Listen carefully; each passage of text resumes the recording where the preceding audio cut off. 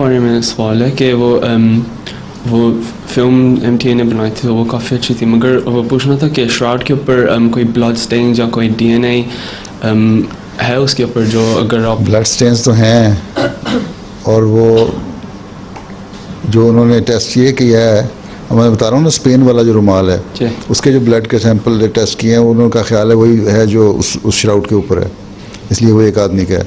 बाकी DNA test के मतलब अगर किसी ये पता लगे किस शख्स का है, वो तो उस वक्त तक नहीं पता लग सकता जब तक हज़रत ईसा की कब्र खोल के तो वहाँ से ना कुछ निकाला जाए, हैं, और वो किसी ने खोदने नहीं देनी।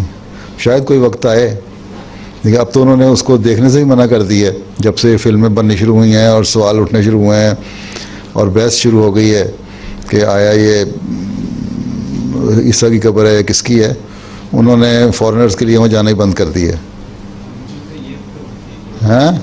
ये फिल्म थी जो स्क्रीन पे दिखा रहे हैं ये शराड वाली, अब YouTube पे भी है, मगर काफ़ी अच्छी है। Hello about 75। हाँ तो खैर ये तो उसके है ना, इसकी बाइबल के कोटेशन है ना। और जो इसमें लिखा, इसमें भी जो ज़्यादा जो कपड़ा कल परसों ही आया वो उनकी रिपोर्ट स्पेन से भी, वो जो कपड़ा रुमाल है उसके ऊपर भी एलो और मेर की जो है ना, जिसको मोर कहते हैं उर्दू में, उसके ज़्यादा निशानात हैं।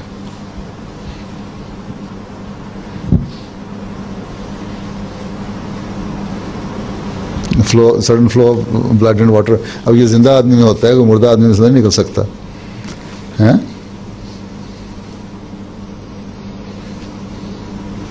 और ये निशान है, ये असल में जब आग लगी थी एक जगह जहाँ रखा हुआ था चर्च में, तो वहाँ जो उसके जो मेटल के या ब्रास के कुछ ऊपर से कील और कुछ हो, वो मेल्ट होकर जो पिघले के नीचे आए हैं ना, तो वो उसको सुराख कर गए कपड़े में, उसकी वजह से वो निशान बाज नज़र आ जाते हैं।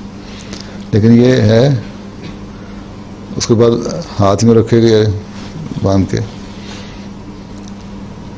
जब उनको सारी ट्रीटमेंट हो रही थी।